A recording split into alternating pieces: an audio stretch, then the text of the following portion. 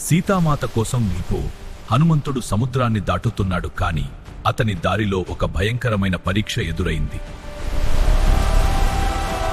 అచానకంగా ఆకాశం చీకటిగా మారింది. సముద్రం గర్జించింది.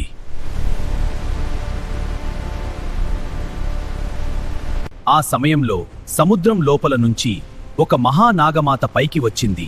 ఆమె పేరు సురస. దేవతలు నిన్ను నా ఆహారంగా ఇచ్చారు.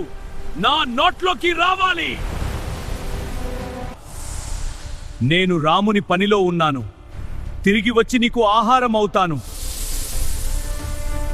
కాని సురస ఒప్పుకోలేదు. హనుమంతుడు బుద్ధి చెప్పాలని పర్వతంలా పెరిగాడు. సురస తన నోళ్లను ఇంకా పెద్దగా చేసింది. ఒక్కసారిగా అతను చిన్నవాడిగా మారి వెంటనే సురస నోళ్లలోకి వెళ్లి బయటకు వచ్చేశాడు.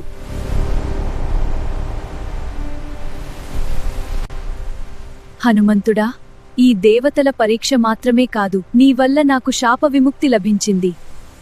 నీ ప్రయాణం విజయవంతమవుతుంది.